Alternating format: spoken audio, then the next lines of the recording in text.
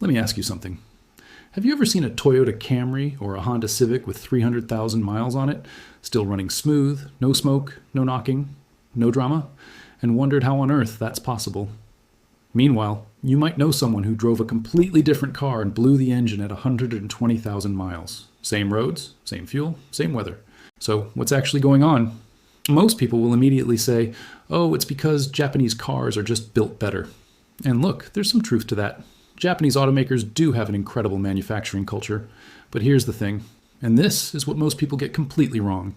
Engineering quality alone does not explain 500,000-mile engines. Not even close. Because if it was just about the engineering, every single Japanese car would hit those numbers. But they don't. So today, I want to pull back the curtain and show you what's really happening. What I'm about to share with you is a combination of things I've learned from talking to seasoned mechanics, studying how cars are maintained in Japan, and understanding what actually kills engines before their time. By the end of this video, you're going to look at your own car completely differently. And I promise, a few small changes to your habits could literally add years, maybe even decades, to your engine's life. Let's start at the very beginning. Because most people don't realize that the foundation of Japanese car culture is completely different from how most of us in the West think about our vehicles. In Japan, there is something called the Shaken system. It's a mandatory vehicle inspection that every car must pass, and it's required every 2 years for most vehicles. Now, these aren't just quick emissions checks. These are thorough, detailed mechanical inspections that cover brakes, suspension, lights, fluids, belts, and so much more. And the inspections are strict. If something is borderline, not broken yet, but heading in that direction, it gets flagged and addressed. So imagine living in a culture where every 2 years your car gets a deep mechanical audit and any developing problem gets caught before it snowballs. That mindset becomes ingrained. Car owners there aren't waiting for the check engine light to save their lives. They're proactively staying ahead of wear. They're thinking about the car not as something that runs until it breaks, but as something that needs consistent attention to keep running well. That's a fundamentally different relationship with a vehicle, and it produces fundamentally different results. Now think about how the average driver in most other countries treats their car. You buy it, you drive it, you fill it with gas, and you basically ignore it until something goes wrong. Maybe you get the oil changed when the sticker on the windshield starts screaming at you, or maybe you wait a little longer because life gets busy. You hear a faint squeak from the brakes, but it doesn't seem urgent. You notice the car idles a bit rough in the cold, but it smooths out after a minute, so you figure it's fine. Sound familiar? I'm not judging. I've been there too. But here's what's actually happening inside your engine during all of that. Every single time you ignore a small warning sign, you're allowing a minor problem to begin compounding. Engines don't just suddenly fail out of nowhere in most cases. They fail because a series of small issues were left unaddressed until one of them crossed a threshold and caused a cascade. The car that breaks down at 130,000 miles usually started showing subtle symptoms at 80,000 that the owner didn't notice or didn't take seriously. One of the biggest secrets to long engine life, and this is something experienced mechanics will tell you over and over again, is the timing of your oil changes. Not the brand of oil, not whether you use synthetic or conventional, the timing. Now, I know that sounds almost too simple, and I know the oil companies spend millions of dollars convincing you that if you just use their premium product, your engine will last forever. But here's the reality. Old degraded oil is one of the most destructive things that can happen inside your engine, and it happens slowly and silently. Engine oil has one primary job, to create a protective film between all the moving metal parts so they don't grind against each other. When oil is fresh, it does that beautifully. But over time, oil breaks down. It gets contaminated with combustion byproducts, tiny metal particles, moisture, and acidic compounds. As it degrades, it becomes thicker, darker, and less effective at lubricating. At some point, it stops protecting and starts causing harm. And here's the part that should really get your attention. Even if you're using the most expensive, fully synthetic oil on the market, once it's broken down past its service life, it is no longer protecting your engine properly. You cannot buy your way out of changing your oil on time. No amount of premium product compensates for neglect. I've spoken with mechanics who work on high-mileage fleet vehicles, taxis, delivery vans, company cars that rack up miles faster than most people can imagine. And the ones that consistently reach 400,000, 500,000, even 600,000 miles all have one thing in common. Their oil gets changed religiously, on schedule, every single time. Some fleet operators actually change oil more frequently than the manufacturer recommends, because they've learned through experience that staying ahead of oil degradation pays off in dramatically reduced engine repairs. One fleet manager I came across had a simple rule: change the oil before it needs it, not after. His logic was straightforward. An oil change costs almost nothing compared to an engine rebuild, and he was right. When you look at the math, It becomes almost irrational not to stay on top of it. But oil is just one piece of the puzzle. There's another maintenance habit that Japanese car culture emphasizes that most people in other countries completely overlook, and that's the cooling system.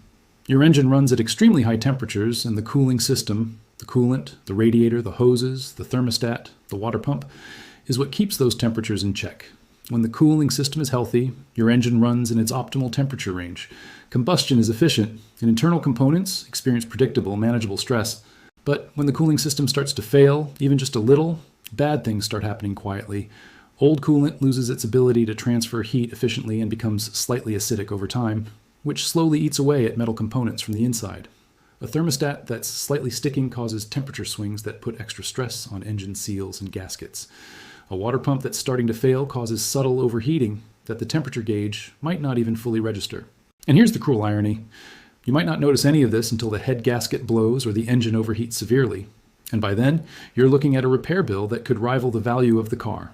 Proactive coolant flushes and cooling system inspections are cheap. The repairs that follow neglect are not. Now, let's talk about something that most people never even think about. How you actually drive your car on a daily basis. Because the way you operate your vehicle has an enormous impact on how long the engine lasts, and most of the damage happens in ways that are completely invisible to the driver. Let's start with cold starts, because this is one of the most common and most damaging mistakes people make. When you first start your engine in the morning, the oil has settled down into the oil pan overnight. It takes a few seconds, sometimes up to 30 seconds in colder climates, for the oil pump to circulate fresh oil throughout the entire engine and build proper oil pressure. During those first few seconds, the upper parts of the engine, the camshafts, the valve train, the timing components, are operating with minimal lubrication. Metal is touching metal or very close to it. This is normal and unavoidable. Every engine experiences this. But here's where drivers make a critical mistake. They start the car and immediately rev it hard to warm it up faster, or they start driving aggressively within the first minute. During those first 30 seconds to a minute of operation, the last thing your engine needs is high RPMs and heavy loads. All you're doing is magnifying the wear that's already happening during that critical startup period.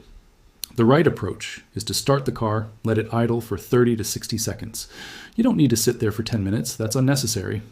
And then drive gently for the first few miles while the engine fully comes up to operating temperature. That simple habit, repeated over years of ownership, adds up to significantly less wear on your engine's most critical components. Smooth driving is another habit that the most experienced long-term car owners swear by, and it's something that's genuinely underrated. Think about what happens inside your engine every time you floor the accelerator aggressively. The throttle opens wide, the fuel system dumps more fuel in, the pistons push harder, the connecting rods experience higher loads, and all of those forces multiply throughout the drivetrain. Occasional hard acceleration is fine. Engines are designed to handle it. But if aggressive driving is your default mode, you are constantly running your engine at elevated stress levels, and mechanical components simply wear faster under higher stress. This is basic physics.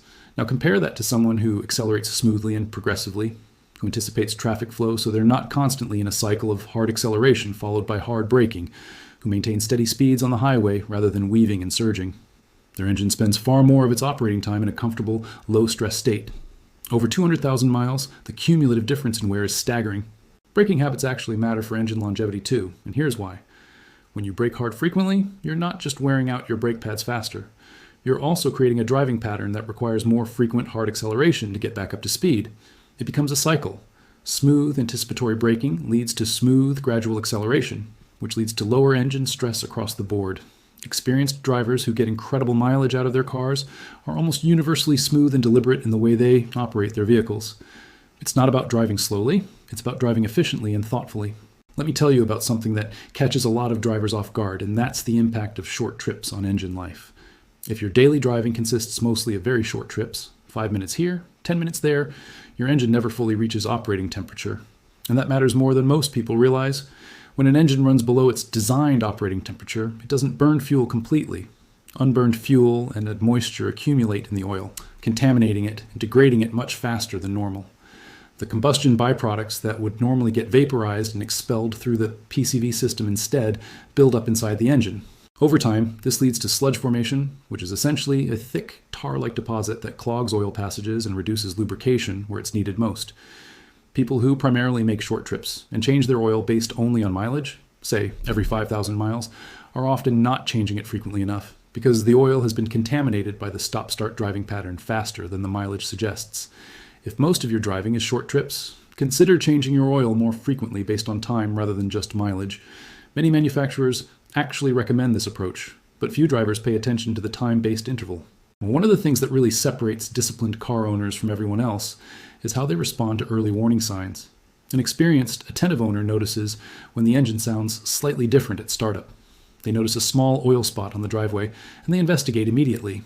They pay attention to changes in fuel economy, because a sudden drop in MPG is often the first sign that something is developing under the hood before any other symptom appears. They don't dismiss a new vibration or a faint smell because it went away after a few minutes. Those early signals are the engine communicating with you, and the owners who listen and respond promptly are the ones who catch problems when they're still minor and inexpensive. The owners who ignore those signals are the ones who eventually call a tow truck. There's a concept in Japanese manufacturing philosophy called kaizen, the idea of continuous incremental improvement through small, consistent actions. While it's primarily an industrial concept, the mindset applies perfectly to car maintenance. You don't need to do everything perfectly all at once. You don't need to spend a fortune on exotic oils or high-end additives. What you need is consistency. Small, regular actions done faithfully over years and years compound into extraordinary results. An oil change done on time, every time. A coolant flush done every 30,000 miles. Air filter replacements on schedule, brake fluid exchanged periodically, spark plugs checked and replaced when needed, belts and hoses inspected before they fail rather than after. None of these individual actions is difficult or expensive, but done consistently, together, over the life of a vehicle, they create an engine environment where wear is minimized, problems are caught early, and the major catastrophic failures that kill engines prematurely almost never happen. Let me also address something that a lot of people spend money on unnecessarily: expensive aftermarket additives and treatments that promise to restore engine compression, clean out sludge, seal minor leaks, and essentially perform miracles in a bottle. Look, some of these products have legitimate uses in specific situations. A good fuel system cleaner, for example, can help maintain clean injectors. But no additive in the world can compensate for poor maintenance habits. If you've been neglecting your oil changes and now you have sludge buildup, pouring a sludge cleaner into your engine and hoping for the best is not a substitute for the discipline you should have had all along. The money most people spend on miracle additives would be far better invested in simply doing the basics more consistently and on time. The boring, unglamorous truth about engine longevity is that it comes from doing ordinary things with extraordinary consistency, not from finding some secret product that does the work for you. There's something else worth talking about that often gets overlooked, and that's the importance of using the right fluids and specifications for your specific engine. Not all oils are created equal, not because of brand. Because of viscosity and specification, your owner's manual specifies a particular oil viscosity for a reason.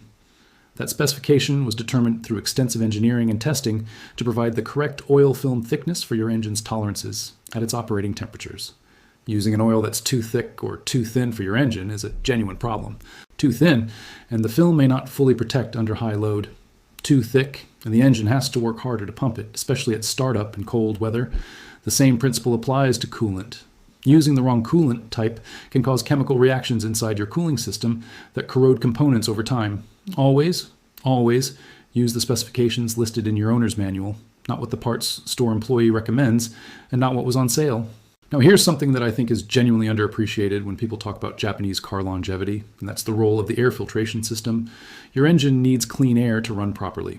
The air filter is the only thing standing between your engine's internals and all the dust, dirt, and debris in the atmosphere. A clogged air filter restricts airflow, which affects combustion efficiency, forces the engine to work harder, and can even cause a slightly rich fuel mixture that accelerates wear and increases oil contamination.